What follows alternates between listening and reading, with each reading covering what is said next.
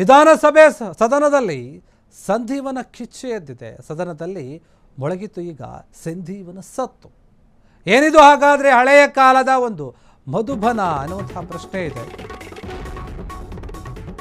ವಿಧಾನಸಭೆಯಲ್ಲಿ ಸಂಧೀವನ ಕಿಚ್ಚು ಕಾಣಿಸಿಕೊಳ್ತಾ ಇದೆ, ಸದನದಲ್ಲಿ ಮೊಳಗ್ತಾ ಇದೆ ಈ ಸಂಧೀವನ ಒಂದು ಕೂಗು. ಹಾಗಾದರೆ ಏನಿದು ಹಳೆಯ ಕಾಲದ ಮಧುಬನ ಎನ್ನುವಂತಹ ಪ್ರಶ್ನೆ ಇದೆ. ಸದನದಲ್ಲಿ ಸಂಧೀವನ ಹೆಸರಿನ ಬಗ್ಗೆ ಭಾರಿ ಕುತೂಹಲ ಹೆಚ್ಚಾಗ್ತಾ ಇದೆ. ದಾಖಲೆಗಳಿಲ್ಲದೆ ಸಾವಿರಾರು ಎಕರೆ ಸಂಧೀವನ ಎಂದು ಅದರ ಹೆಸರು ಕೇಳಿ ಬರ್ತಾ ಇದೆ. ಏನಿದು ವಿಚಿತ್ರ ಹೆಸರು ಅಂತ ನೀವು ಯೋಚನೆ ಮಾಡ್ತಾ ಇರ್ಬೋದು. ಶಾಸಕರ ಪ್ರಶ್ನೆಗೆ ಸಚಿವರು ಏನು ಉತ್ತರ ಕೊಟ್ಟರು ಅಂತ ವಿಧಾನಸಭೆ ಸದನದಲ್ಲಿ ಈ ಒಂದು ಹೊಸ ಹೆಸರು ಕೇಳೋಕೆ ಸಿಗ್ತಾ ಇದೆ. ಸಾಕಷ್ಟು ಕುತೂಹಲಕ್ಕೆ ಕಾರಣವಾಗ್ತಾ ಇದೆ. ಈ ಹೆಸರು ಸ್ವಲ್ಪ ವಿಚಿತ್ರವಾಗಿದೆ. ಏನಿದು ವಿಚಾರ? ಒಂದು ರೀತಿಯಲ್ಲಿ ಹಳೆಯ ಕಾಲದ ಹೆಸರು ಅಂತ ಅನಿಸುತ್ತೆ. ಏನಿರ್ಬೋದು ಹಾಗಾದರೆ? ಅದು ವಿಧಾನಸಭೆಯಲ್ಲಿ ಯಾಕೆ ಮಾತನಾಡ್ತಾ ಇದ್ದಾರೆ? ಸದನದಲ್ಲಿ ಯಾಕೆ ಮಾತನಾಡ್ತಾ ಇದ್ದಾರೆ?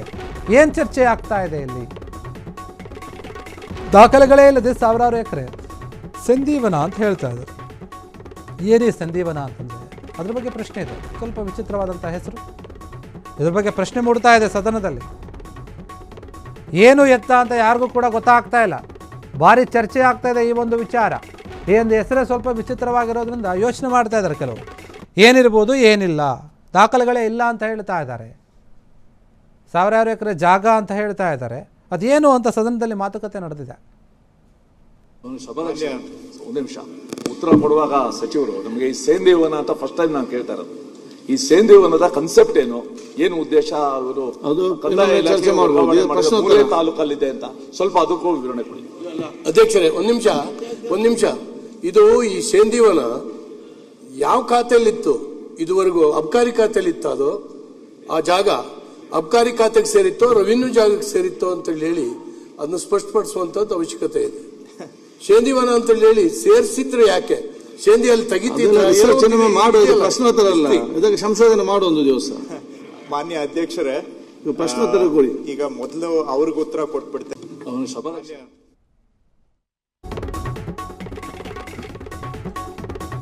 ಇದು ರೆವೆನ್ಯೂನ ಅಥವಾ ಎಕ್ಸೈಸ್ ಇಲಾಖೆಯಿಂದ ಸಂಧೀವನದ ಮಾಲೀಕತ್ವದ ಬಗ್ಗೆ ಬಿಜೆಪಿ ಪ್ರಶ್ನೆ ಮಾಡ್ತಾ ಇದೆ ಸದನದಲ್ಲಿ. ಏನಿದು ಅಂತ ಹೇಳಿ ಸುರೇಶ್ ಕುಮಾರ್ ಅರಗ ಜ್ಞಾನೇಂದ್ರ ತರಾಟೆಗೆ ತೆಗೆದುಕೊಳ್ತಾ ಇದ್ದಾರೆ. ಹಳೆ ದಾಖಲೆಗಳ ರಹಸ್ಯವನ್ನು ಬಿಚ್ಚಿಟ್ಟಿದ್ದಾರೆ ಕೃಷ್ಣ ಬೈರೇಗೌಡ, ಕಂದಾಯ ಸಚಿವರು. ಈಗ ರಾಜ್ಯದಲ್ಲಿ ಸೇಂದಿ ಮಾರಾಟ ನಿಷೇಧವಿದೆ. ಹಾಗಾಗಿ ಈ ಜಮೀನುಗಳು ಸರ್ಕಾರದ ಅಧೀನದಲ್ಲಿವೆ. ಈಗ ಕಂದಾಯ ಇಲಾಖೆ ಸುಪರ್ದಿಯಲ್ಲಿ ಇದೆ. ಇವೆಲ್ಲ ಮೂಲತಃ ಇದು ಕಂದಾಯ ಇಲಾಖೆಗೆ ಸೇರಿದಂತಹ ಜಮೀನು ಅಂತ ಹೇಳ್ತಿದ್ದಾರೆ.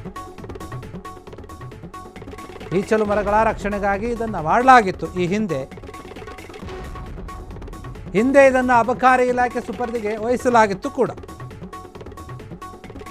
ಶೀಘ್ರವೇ ಈ ಜಮೀನುಗಳನ್ನು ಪುನಃ ಕಂದಾಯ ಇಲಾಖೆಗೆ ಸೇರ್ಪಡಿಸಲಾಗುವುದು ಅಂತ ಕೃಷ್ಣ ಬೈರೇಗೌಡ ಅವರು ಒಂದು ಕ್ಲಾರಿಟಿಯನ್ನು ಕೊಟ್ಟಿದ್ದಾರೆ. ನನ್ನ ಒಂದ್ ನಿಮಿಷ ದಯಮಾಡಿ 2001ರಲ್ಲಿ ಆದೇಶ ಆಗಿರ್ತಕ್ಕಂಥದ್ದು ಅದನ್ನ ಹೇಳಿ. 2003 5 ಆದೇಶಗಳಾಗಿದೆ. 2001ರಲ್ಲಿ ನಾನು ಕ್ಯಾಬಿನೆಟ್ ಕೂತಾಗ ತೀರ್ಮಾನ ಮಾಡಿರ್ತಕ್ಕಂಥದ್ದು ಏನು ಅದನ್ನ ಓದಿ ಮೊದಲು. ಮಾನ್ಯ ಅಧ್ಯಕ್ಷರೇ, 2001ರ ಸಂಪುಟ ತೀರ್ಮಾನದ ಅನ್ವಯ ಇಶ್ಯೂ ಆಗಿರುವ ಸರ್ಕಾರಿ ಆದೇಶ 3ರಲ್ಲಿ ಇಶ್ಯೂ ಆಗಿದೆ. ಕ್ಯಾಬಿನೆಟ್ ಅಲ್ಲಿ ತೀರ್ಮಾನ ಆಗಿದ್ದು 1ರಲ್ಲಿ, ಆರ್ಡರ್ ಇಶ್ಯೂ ಆಗಿದ್ದು 3ರಲ್ಲಿ. ಆಯ್ತು, ಬೇರೆ ಕೊಡಿ. ನಾನು ಚೆಕ್ ಕೇಳಿದೆ. 2001 ಅಂತಾನೆ ನಾನು ಹೇಳಿದ್ದು. ರೆಕಾರ್ಡ್ಸ್ ಅಲ್ಲಿ 2003 ನಮ್ಗೆ ಸಿಕ್ಕಿದೆ. ಈ ರೀತಿಯಾಗಿ ಕೊಡಿ, ನನ್ಗೂ ಕಾಪಿ ಕೊಡಿ, ನಾನು ನೋಡ್ತೇನೆ, ಅದನ್ನ ಚೆಕ್ ಮಾಡಿಸ್ತೇನೆ ಅಧ್ಯಕ್ಷರೇ. ಎನಿವೆ 2003 ಅಲ್ಲಿ ಈ ತರ ಸರ್ಕ್ಯುಲರ್ ಕೊಟ್ಟಿದ್ದೇವೆ. ಈ ತರ ಹೋದ್ರೆ ಏನು ಸಹಾಯ ಮಾಡ್ಲಿಕ್ಕೆ ಆಗೋದಿಲ್ಲ ಅಂತೇಳಿ ರೀಜನಲ್ ಕಮಿಷನರ್ ಅಧ್ಯಕ್ಷತೆಯಲ್ಲಿ ಏನಾದ್ರೂ ಮಾಡಿ ಸಹಾಯ ಮಾಡಬೇಕು ಅನ್ನೋ ಉದ್ದೇಶದಿಂದ ಒಂದು ಕಮಿಟಿಯನ್ನ ಮಾಡಿದ್ದೇವೆ.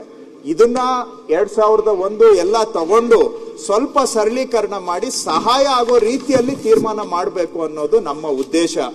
ಈಗ ಯಾರ್ದು ಪೆಂಡಿಂಗ್ ಅರ್ಜಿ ಇದೆ ಅದನ್ನ ಪರಿಗಣಿಸಬೇಕು ಅನ್ನೋದೇ ನಮ್ಮ ಉದ್ದೇಶ ಸ್ಪಷ್ಟವಾಗಿದೆ. ಆದ್ರೆ ಮಾಡೋವಾಗ ನಾವು ಇದನ್ನೆಲ್ಲವನ್ನು ಗಮನದಲ್ಲಿ ಇಟ್ಕೊಂಡು ಮಾಡ್ಬೇಕಾಗತ್ತೆ. ಆ ಪ್ರಯತ್ನವನ್ನ ನಾವು ಮಾಡ್ತಾ ಇದ್ದೀವಿ ಸಭಾಧ್ಯಕ್ಷರೇ. ಎರಡನೇದು, ಸಂಧೀವನ ಅಂದ್ರೆ ಹಿಂದೆ ಅವರೇ ಹೇಳಿದಾಗೆ ಈ ಶರ ಇಳಿಸ್ಲಿಕ್ಕೆ ಅಂದ್ರೆ ಇದಿದ್ದಾಗ ಯಾವುದು ಎಂಡ ಇದ್ದಾಗ ಅವುಗಳನ್ನ ಇಳಿಸ್ಲಿಕ್ಕೆ ಆ ಕುಲ ಕಸುಬು ಇತ್ತು, ಕೆಲವರು ಅದೇ ಕಸುಬನ್ನ ನಂಬ್ಕೊಂಡಿದ್ರು.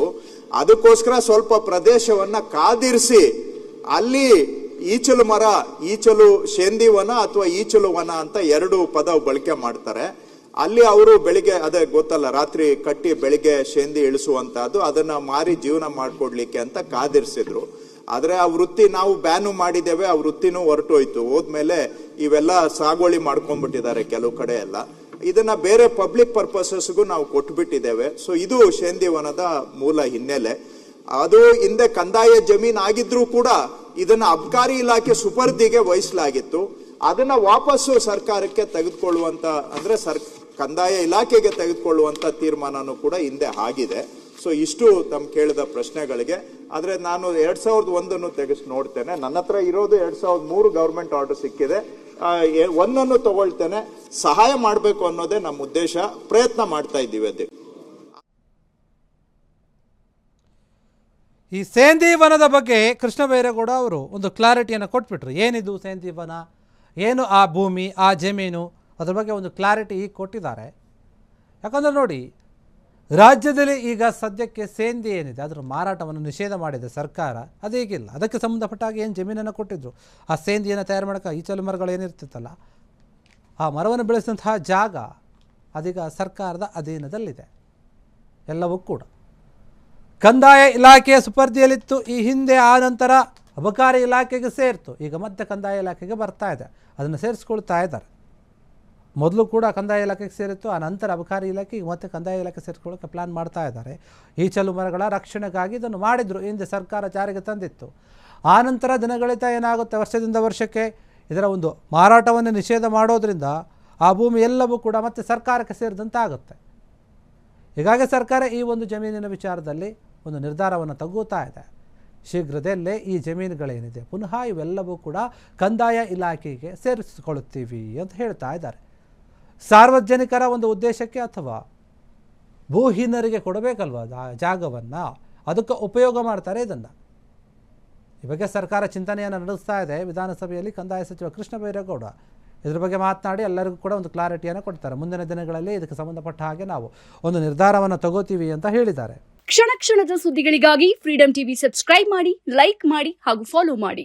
ಹೊಸ ಸುದ್ದಿಗಳ ನೋಟಿಫಿಕೇಶನ್ಗಾಗಿ ಬೆಲ್ ಐಕಾನ್ ಮೇಲೆ ಕ್ಲಿಕ್ ಮಾಡಿ.